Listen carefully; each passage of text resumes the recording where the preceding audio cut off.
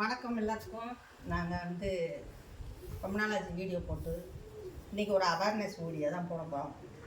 அது என்ன அப்படின்னு சொன்னாங்கன்னா, இப்போ எல்லோரும் ஃபோன் எடுக்கும்போதெல்லாம் நான் சொல்லுவாங்க, இந்த மாதிரி யாராவது உங்களுக்கு அரெஸ்ட் பண்ணாதோ, இல்லை நாங்கள் ஜட்ஜி பேசுகிறோம், போலீஸ் பேசுகிறோம், நீங்கள் இந்த மாதிரி ஏமாற்றிருக்கீங்க, உங்களுக்கு கேஸ் இருக்குது அப்படி இப்படின்னு ஏதாவது ஒன்று சொன்னால் அதை நம்பாதீங்க, பயப்படாதீங்க, உடனே காவல்துறைக்கு தகவல் கொடுங்க. அந்த நம்பர்னு சொல்லியிருக்காங்க 1930 இந்த நம்பர் சொல்லியிருக்காங்க. இது எதுக்கு நான் பேசுகிறேன் அப்படின்னா, நானுமே ஒரு தடவை இதில் பாதிக்கப்பட்டிருக்கேன். இன்றைக்கி நமக்கு இவ்வளோ அவேர்னஸ் இருக்குது. ஒரு 7-8 வருஷத்துக்கு முன்னாடி நடந்தது. என்னோடய மொபைல் ஹேக் பண்ணி என்னோட ஃபோட்டோஸ் எல்லாம் எடுத்து அதெல்லாம் போட்டு நிறையா பிரச்சனை ஆகி நான் போலீஸ் ஸ்டேஷனில் கொடுத்து சொல்லி, அதுக்கப்புறம் நிறையா அப்போ வரும். நம்ம தனியாக இருக்க தனி பெண்கள்லாம் இந்த மாதிரி பிரச்சனைகள்லாம் நிறையாவே அனுபவிப்போம். மிஸ்டு கால் கொடுப்பாங்க, ஃபோன் பேசுவாங்க, நைட் மெசேஜ் வரும். அந்த மாதிரிலாம் நிறையாவே நான் அனுபவிச்சிருக்கேன். வீடு எங்கே இருக்குது இப்படிலாம் கேட்பாங்க. இதெல்லாம் இருப்போம். ஆனால் இன்றைக்கி அந்த பிரச்சனையெல்லாம் நமக்கு இல்லை. இப்போ புதுசாக வந்திருக்கிறது நம்மளோட பணத்தை அபகரிக்கிற மாதிரி நம்மளை ஏமாற்றி எடுக்கிறது. இப்போ சமீபத்தில் கூட இப்போ 1 மாதம் தான் ஆகுது எனக்கு. அப்போ கூட என்ன ஆச்சுன்னாக்கா, என்னோடய மொபைல் ஹேக் பண்ணிட்டாங்க. நான் பைசா எதுக்குமே இப்போ நம்ம ஆன்லைன் பரிவர்த்தனை தான் பண்ணிக்கிட்டு இருக்கிறோம். ஜிபே பண்ண முடியல, வைக்க முடியல. போட்டால் வேறு நம்பருக்கு போகுது, வேறு ஏதோ நம்பர் வருது. நல்ல வேலை நான் கிளிக் பண்ணேன். போனால் என் பணம் தான் இருக்கோம். 2 தடவை என் பையனும் செக் பண்ணி திரும்ப போடுறான். அவனும் சொல்கிறான், யார் நம்பர் இதுன்னு என்ன கேட்குறான். எனக்கே தெரியல அப்படின்னு. அவன் நம்பருக்கு போடுறேன், அவன் நம்பருக்கு போகல, வேறு யாருக்கோ போகுது. அதுக்கப்புறம் நாங்கள் பேங்க்கில் சொல்லி ஒரு நாள் ஃபுல்லாக நாங்கள் அதை யூஸ் பண்ணவே இல்லை. மொபைலில் மணி ட்ரான்சாக்ஷன் பண்ணவே இல்லை. அப்புறம் அது சரியாயிடுச்சு, சரி பண்ணி கொடுத்துட்டாங்க. இப்போ கொஞ்சம் ஏமாந்துருந்தேன்னா நான் அந்த நம்பரை பார்க்காம அப்படியே அனுப்பிட்டு இருந்தேன்னா யாரும் கொஞ்சம் ஏமாந்துருந்தோம்னா நம்ம பணமெல்லாம் போயிட்டுருக்கோம். அதே மாதிரி இப்போ நிறையா மொபைலில் இதுலலாம் வருது, நம்பர்ஸ் போட்டு இது எத்தனை நம்பர் கண்டுபிடிங்க, அப்புறம் இந்த பணத்தை தொட்டால் பணம் வரும் உங்களுக்கு, இப்படிலாம் நிறையா வருது. அதெல்லாம் நீங்கள் பண்ணவே பண்ணாதீங்க. மோஸ்ட்லி பெண்கள் தான்.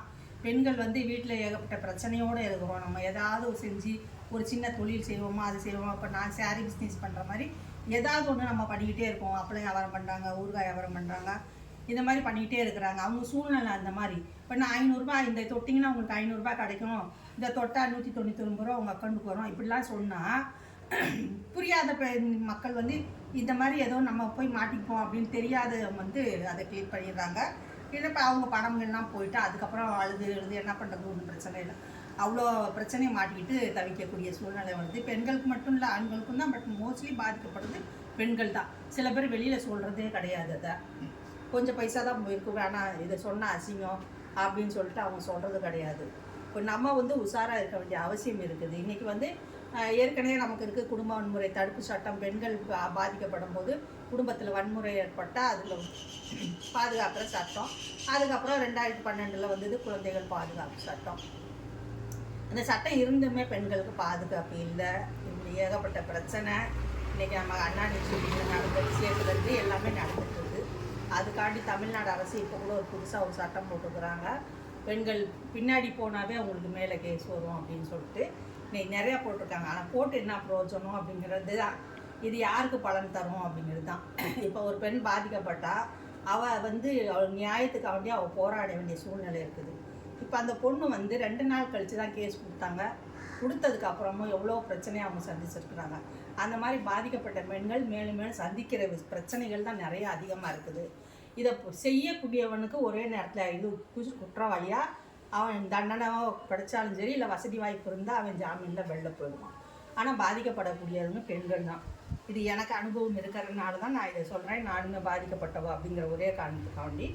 அதனால் இந்த அவேர்னஸ் ப்ரோக்ராமை கொஞ்சம் தயவுசெய்து யோசித்து இனி வரக்கூடிய காலங்கள் என்ன பிரச்சனை உங்களுக்கு இன்னும் பக்கத்தில் போகும். எனக்கெல்லாம் நிறையா ஃபோன் கால் வரும், ரொம்பவே பேசுவாங்க. இப்போ கிடையாது. இப்போது நான் அதுக்கப்புறம் போலீஸ் அறிவுரைத்து அப்படின்னு சொன்னேன்னே ஆண்ட்ராய்ட் ஃபோனே போட்டு ஒரு 7-8 வருஷம் வெறுமே பட்டன் ஃபோன் தான் யூஸ் பண்ணிக்கிட்டு இருந்தேன். இப்போ போன மார்ச் மாதத்துக்கு அப்புறம் தான் இந்த ஃபோனை நான் யூஸ் பண்ணிக்கிட்டு இருக்கிறேன். எதுக்குன்னா இந்த மாதிரி ஃபோன்ஸ் கால்ஸ் தான் வரும் நிறையா. வீடு எங்கே இருக்குது, அது இருக்குது, இதுக்கு ரொம்பவே ஒரு மாதிரி பேசுவாங்க. அதெல்லாம் நம்ம ஒவ்வொரு தடவையும் போலீஸ் ஃபோன் பண்ணிக்கிட்டே உட்காந்துருக்கணும். அதையும் செஞ்சுட்டு தான் இருந்தேன் நான். அப்புறம் அவங்க ஆலோசனைப்படி தான் நான் வந்து பட்டன் ஃபோனே யூஸ் பண்ண ஆரம்பித்தேன்.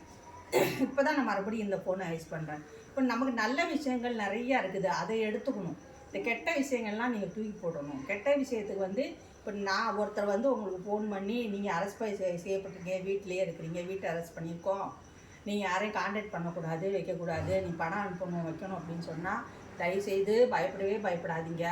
என்னை மாதிரி தயவுசெய்து போலீஸ் ஃபோன் பண்ணுங்க. அப்படியா சரிங்க அப்படின்னு சொல்லி ஃபோனை கட் பண்ணிடுங்க. அவங்கள்ட்ட பேச வேண்டிய அவசியமே இல்லை. ஃபோனை கட் பண்ணிவிட்டு உடனே 100 கூட உங்களுக்கு பக்கத்தில் இருக்கிற ஸ்டேஷன் நம்பர் தெரியலன்னா 100 அடிங்க.